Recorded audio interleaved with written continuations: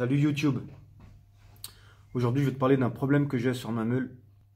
Un problème de jauge à essence. Quel est ce problème? Ma jauge n'est pas fiable. Soit elle reste bloquée en haut pendant un laps de temps incertain, soit elle reste bloquée en bas pour un laps de temps incertain, soit elle m'indique complètement que je suis en réserve alors que je ne le suis pas. Et avec des gros écarts, par exemple, ce qui m'a poussé à faire cette vidéo, c'est que dernièrement, il me restait un quart d'essence dans le plein et elle m'indiquait une aiguille tout en bas.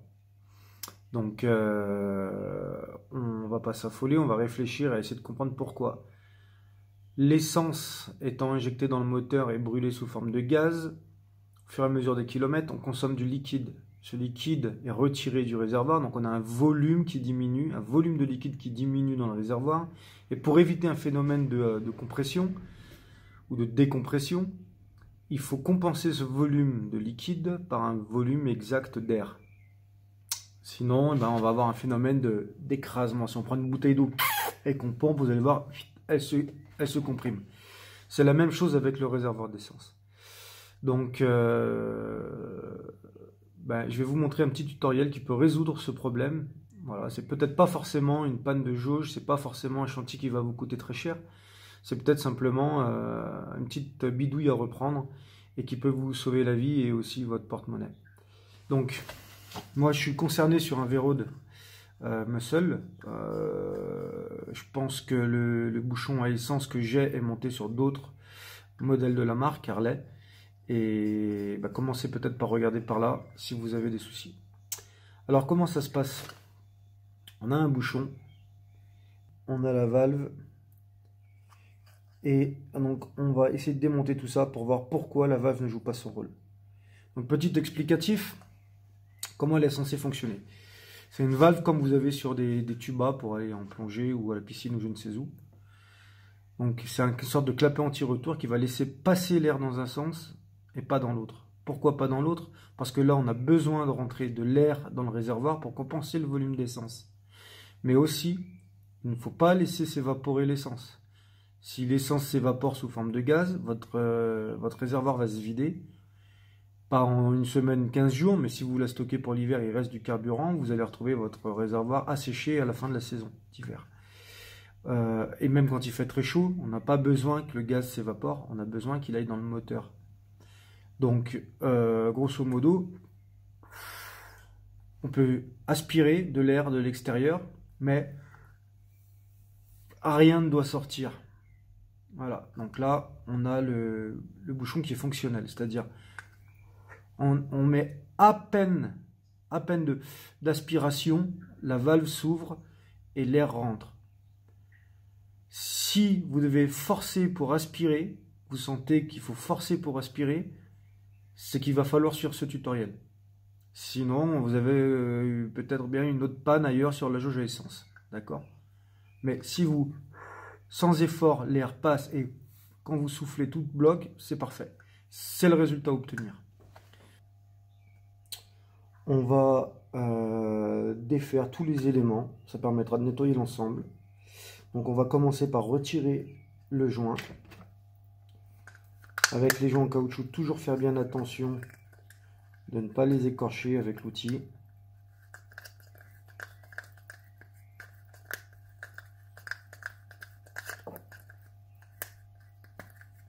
Voilà.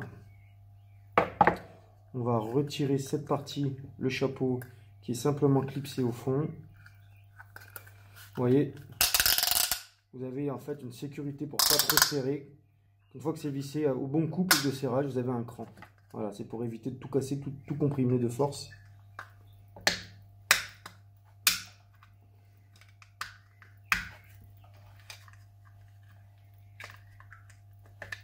Voilà, en faisant levier tout doucement sur les clips, qu'on verra mieux, voilà, ici, là. D'accord, donc on libère le chapeau. Et ici, on voit parfaitement le trou. C'est le trou de la valve. C'est par là que respire, entre guillemets, respire le réservoir à essence. Et là, on a le mécanisme. Donc, repérez bien la forme. ça fait comme un cône, un entonnoir qui va du plus grand diamètre, donc comme référence le plus grand diamètre, vers le plus petit diamètre en se resserrant de l'intérieur. Hein.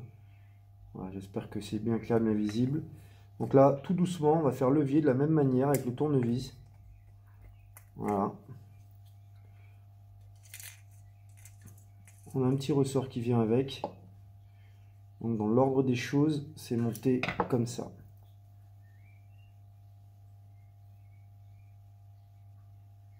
Voilà. Et au fond, la valve.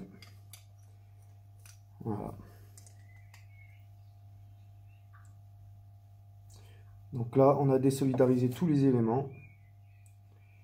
La valve qui est montée sur une bague. Et le dos de la valve vient sur la surface lisse. Voilà, surface lisse. Et donc la petite valve en caoutchouc. Donc là, présentement, il a déjà été nettoyé. Donc vous pouvez trouver, en fait, comme moi ça a été le cas pour moi, la valve toute pleine d'une sorte de cambouis, de graisse. Donc forcément, la graisse, ça colmate, ça fait déjà comme de la colle.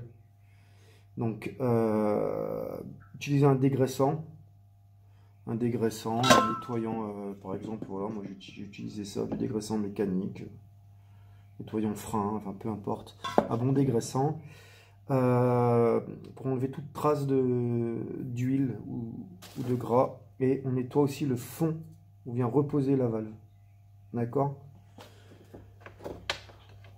En fait, d'une manière générale, on nettoie tous les éléments qui en ont besoin. Donc, une fois que c'est fait, on peut remonter la valve sur son support et venir la faire à nouveau reposer sur le fond. Tac. Une fois remonté, nettoyé, j'ai constaté qu'il fallait encore beaucoup d'efforts à l'aspiration hautesse de la bouche, sachant que le débit est quand même ridicule. Donc, c'est vraiment très très lent. La dépression qui va se créer dans le réservoir est très très lente. Donc il faut ne pas avoir à forcer sur la valve vraiment pour que l'air rentre. Et moi, il me semblait à l'aspiration qu'il fallait encore fournir un effort. Un effort pour moi jugé trop important. Donc j'ai fait une petite modif.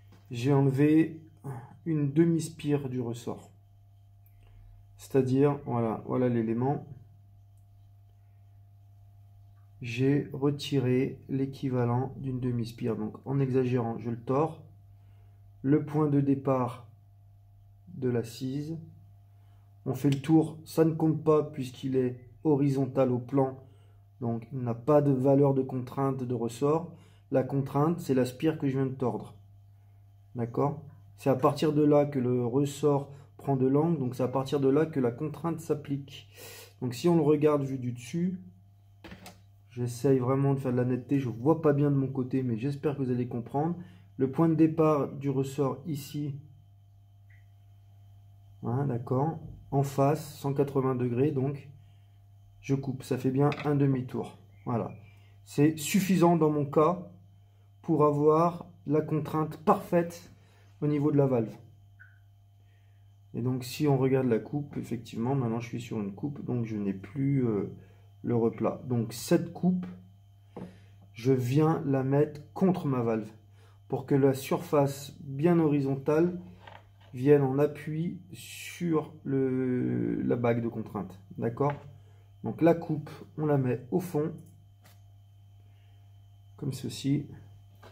On replace la bague donc dans le bon sens. On clipse à la main, ça va très bien. Voilà, ça clipse. Donc on tapote pour que tous les éléments ne restent pas coincés. Et déjà à l'œil, on voit que le caoutchouc de la valve est bien plaqué en haut. Donc maintenant, on va faire le test de la bouche pour confirmer ou infirmer la réparation. Donc du bon sens, la partie qui va dans le réservoir, vous la plaquez contre votre bouche et vous aspirez un filet d'air léger. Si ça force de trop, c'est à l'appréciation, c'est au jugé. Si ça force de trop, c'est pas bon. Si c'est juste ce qu'il faut et qu'après vous soufflez, ça bloque, c'est parfait. Allez, on fait le test. Ah, c'est pas mal. La réparation est faite. Plus de problème de jauge à essence. Terminé. Pas de mécano à payer. Pas de facture astronomique pour rien du tout. Juste une valve qui s'encrasse et avec une contrainte parfois peut-être trop importante. Voilà. On va finir ce tuto pour aller jusqu'au bout. On va reclipser notre chapeau. Voilà. On le tourne, on entend bien les craques de sécurité. On remet le joint. Voilà. Vous pouvez revisser ça. Je vous garantis que ça fonctionne. Vous pouvez vous abonner. Vous pouvez laisser un like. C'est toujours apprécié. Laisse tes commentaires si tu en as envie. Allez, salut.